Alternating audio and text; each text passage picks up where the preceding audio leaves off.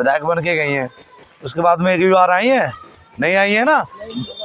2027 में फिर आएंगी, वो आपकी समधिन बन जाएंगी, किसी की मौसी बन जाएंगी, किसी की चाची बन जाएंगी और अपना वोट समेटेंगी और जाके आराम से बैठेंगी। और आपको एक बात और बता दूं कि जितनी भी हमारी समाज के लोग बीजेपी में काम कर रहे हैं, उनकी कोई वैल्यू नहीं है वहाँ पे, उनकी कोई वैल्यू नहीं है। उनके लेटर पैड को पहले ही साइन करा के वहाँ पे रख लिया जाता है, किसको कहाँ खरंजा लगाना है, किसको कहाँ पे क्या करना है। आरएसएस के लोग और बीजेपी के लोग अपने आप करते रहते हैं। जो जीएस धर्मेश हैं, जो बेबी रानी मौर्य हैं, आज तक उन्होंने कोई आपके गांव में कोई रोड बनवाया, कोई भवन का निर्माण कराया? बमरौली अहीर गांव में पड़ता है मेरी विधानसभा में, बमरौली अहीर, बरौली सरौली के पास बमरौली अहीर गांव पड़ता है। उस गांव की बहुत ग्राम पंचायत की जगह थी। बहन जी की जब सरकार हुआ करती थी 2002 में, 2003 में, जो पहले बहन जी की सरकार थी, तीसरे नंबर की सरकार बहन जी की थी, तब बहन जी ने वो जगह उन लोगों को अम्बेडकर पार्क के लिए आवंटित की। वो जगह ऐसी पड़ी थी। अब मैं विधानसभा अध्यक्ष बना तो हमने जो हमारे लीगल सेल के जिला अध्यक्ष हैं योगेश गौतम जी, उनकी कुछ कानूनी सलाह लेके हमने उस पर तार फेसिंग कराई, फाउंडेशन बना दिया। बाबूजी अम्बेडकर की मूर्ति लगाने के लिए फाउंडेशन बना दिया। उसमें हमारे समाज के कुछ लोगों ने, गांव के ही लोगों ने उसमें क्या किया कि मेरे पगड़ी बन जाए, कि मेरे पगड़ी बन जाए। प्रधानी को चुनाव आ रहा है कि मेरो नाम है जाए मैंने करवाई है, मेरो नाम है जाए मैंने करवाई है। बिना पूछे गजे जाके वहाँ परमिशन लगा दी डीएम ऑफिस में। अब किसी को परमिशन नहीं मिली, डीएम ने उस पर आपत्ति कर दी। आपत्ति हो गई, बेबी रानी मौर्य के पास गांव के लोग 4-4 बार चले गए।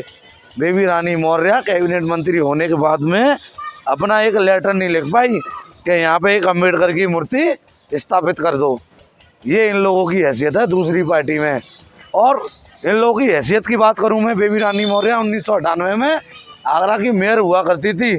इन्होंने गलती से जय भीम बोलने वाली थी, ये बीजेपी के लोगों ने जय भीम इन्होंने बोल दिया था सूर सदन में, बीजेपी के लोगों ने आँख निकाल दी, तुरंत इनको जय जय जय श्री राम बोलना पड़ा। ये इनकी वहाँ पे वैल्यू है। पहली मीटिंग में ये हुआ था जब ये मेयर बनी थी। तो जो हमारे जो प्लेटफॉर्म है आज़ाद समाज पार्टी, यहाँ पे हम लोग आज़ादी से जय भीम बोल सकते हैं, जय भीम बोल सकते हैं, कुछ भी बोल सकते हैं। अपने लोगों को जिस तरीके से जैसे भी सम्मान देना है दे सकते हैं। चाहे हमारे बड़े बुजुर्ग हो, चाहे हमारी माताएं बहनें हो, उनको हम मंच पे बैठा सकते हैं, वहाँ कुर्सी पे बैठा सकते हैं।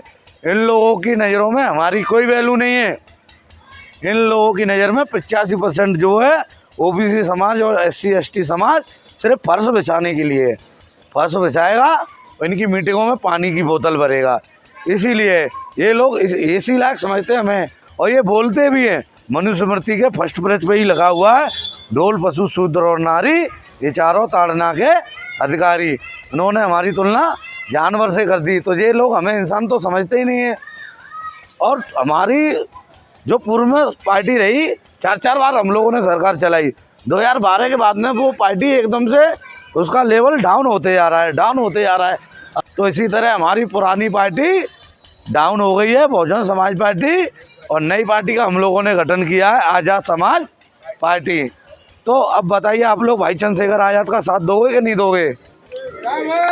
तो अब अकेला आदमी, आप कोई भी मुद्दा देखिए, कोई भी घटनाक्रम हो, आगरा में ये जो है बारह खम्मा के पास रेलवे का प्रकरण हो गया था, बौद्ध विहार का मामला था। अम्बेडकर साहब की मूर्ति बौद्ध विहार में लगी हुई है, अड़चन पैदा कर रही है, इसको उखाड़ दो।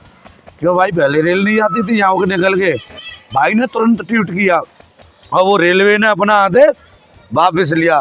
कोई भी घटनाक्रम होता है हमारी किसी बहन बेटी के साथ या हमारे किसी बुजुर्ग के साथ या समाज का कोई भी मामला होता है, सबसे पहले भाई आवाज़ उठाते हैं संसद के अंदर। बताओ उठाते हैं कि नहीं उठाते हैं? आप लोग देखते होंगे संसद के अंदर सिर्फ एक ही शेर हमारा दहाड़ता है, भाई चंद्रशेखर आज़ाद। और 543 सीट हैं पूरे भारत देश में हमारे में, उसमें 133 सीट SC की है। बस सबका ज़मीन मरा हुआ है, सबका आंखों का पानी मरा हुआ है। सिर्फ एक ही हमारा शेर है भाई चंद्रशेखर आज़ाद, बेधड़क होके बोलता है। समाज का मुद्दा हो, महिलाओं का मुद्दा हो, पहलवानों का आज़ाद समाज पार्टी द्वारा ग्राम जऊपुरा में आयोजित विचार गोष्ठी में मुख्य रूप से बलवंत सिंह सेक्टर महासचिव, कप्तान सिंह सेक्टर उपाध्यक्ष, नरेश और सनी समेत गांव के अनेक बुद्धिजीवी भी मौजूद रहे।